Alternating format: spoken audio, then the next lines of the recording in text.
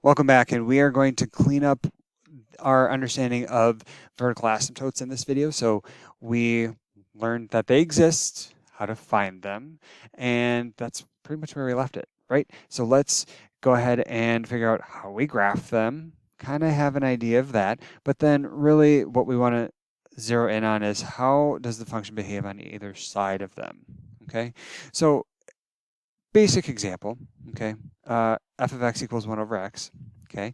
We know it has a pole at x equals 0, okay? So that is just the vertical axis. So, and it would be a vertical asymptote for us, okay? So that's my vertical asymptote at x is equal to 0, okay? And so, great, I can just put it in as a dashed line and I'm good. That's how I graph it. Moving on, okay? And the only other thing that I'll mention is that in addition to a vertical line, okay, that's dashed or something clearly labeled as a vertical asymptote, notice that it is an asymptote and it indicates long-term behavior, just like the horizontal asymptote, okay? It indicates long-term behavior away from the origin in the vertical direction, okay? So just as we were looking left and right for the horizontal asymptote, vertical asymptote, we're looking up and down, okay? Extending towards positive or negative infinity along the vertical axis, okay? Now,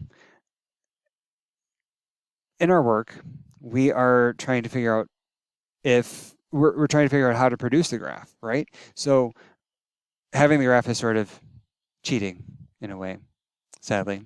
Okay, so how do we figure out in this case for 1 over x, how did we figure out or how could we figure out from just the algebra whether it goes up or down towards positive or negative infinity on either side of the vertical asymptote? And that's what we want to spend a little bit of time on here. Okay, so thinking about that, I know that if I'm on a number line, here's 0, right? I have a hole, and then the domain is everything but that value, okay? That open dot at 0. And if I want to know behavior near 0, why couldn't I just take, like, I don't know, x is equal to negative, let's do a table, like x is equal to -1, and figure out what y is. Well, that's just going to be -1, okay? And so that's negative, and then maybe let's get just a little bit closer. Let's do like negative 0.5. Well, that's going to be -2, 1 over that, right? And then maybe negative 0.1, -10. Okay, now I start to see a pattern. Like as I get closer, so I'm getting now, because here's 1, -1, here's negative 0.5, here's negative 0.1. As I move in towards 0, what is happening with these numbers? They are getting larger in a negative sense. Larger in a magnitude sense, but then larger in the negative direction. They're approaching negative infinity, right? Okay. And then what about on the right side? Okay, let's do the same sort of pattern. I do 1, 0.5, 0.1. Okay, x, y. Let's put in, yeah, let's see, 1, we get 1. 1 over 1 is 1.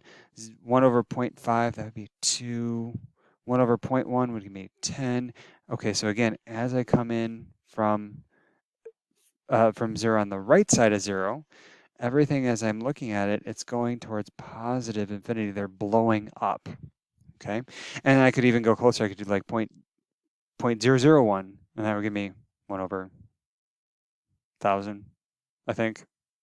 I don't know. Put it in your calculator, okay?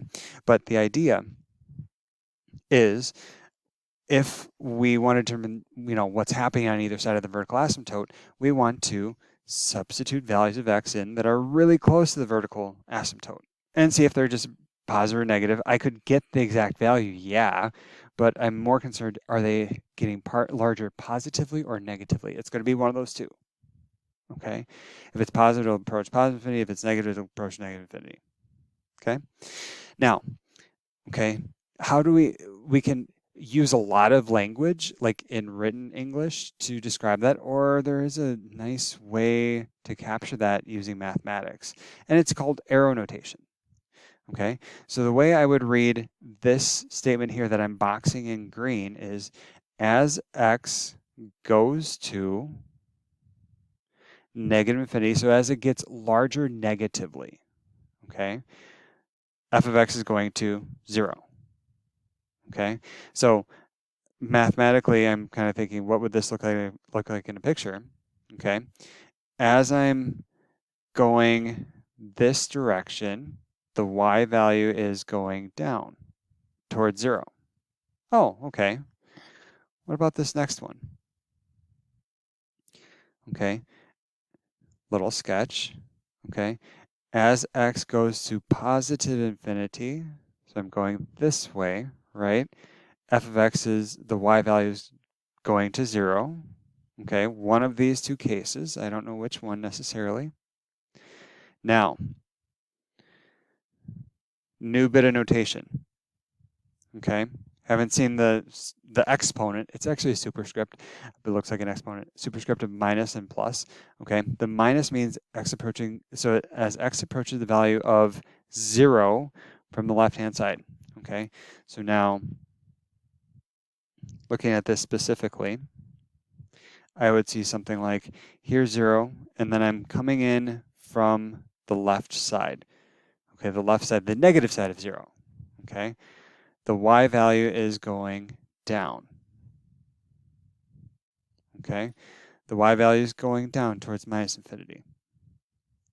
Okay, and so I'd have something like this. As x approaches 0 from the right, okay, here's 0, right? Here's the right side of 0. So as I'm approaching 0 from the right side, the y value is actually blowing up. Let me put that down here. So the y value is going up like that. Okay, so right side of 0, left side of 0. Okay, and so it is an expectation that we're familiar with this language and we're able to use it and also understand it. Okay, so here's an example. Okay, domain range, increasing, decreasing, that you should all be able to answer in about 10 seconds. I'll let you do that here and resume the video when you're ready to see the solutions. And these values are approximate, so if you had a bracket versus a parenthesis, I understand that, so you could put a bracket there as well. Okay, now I mainly want to focus on these. All right, as x goes to infinity, so as x goes to the right, okay, as I go to the right, where am I going? Okay, well, that's asking for the horizontal asymptote value, so let's see, that was 4. Here's my horizontal, and if you want to sketch in the horizontal and verticals, you are more than welcome to. It could just be helpful for visual purposes, okay? So I would say that as x goes to the right, y goes to 4, okay? Erase that. As x goes to minus infinity, as we go to the left, where does y value, where's the y value get closer to? 4, okay?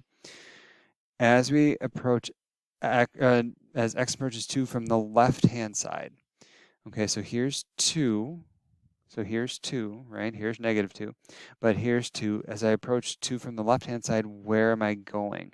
That's actually going to minus infinity. As I approach 2 from the left-hand side, so here's negative 2 from the left-hand side, where's the function go? It goes upwards, actually, positive infinity. Okay, let's see, goes to 2 from the right. That's going to go to infinity as well. Okay, and hang on, curveball, as x approaches 1. So here is 1. Let me put that right there. Eyeball.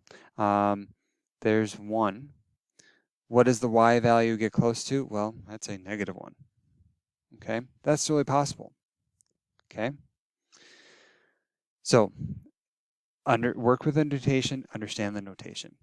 Okay, finally, we may not be given a function in graphical form. We may be given a function in algebraic form. And so we found that x is equal to 0 is a vertical asymptote. Okay, so we want to talk about the behavior on either side. So ultimately, we have two things that we need to report. As x approaches 0 from the left-hand side, the function gets close to something.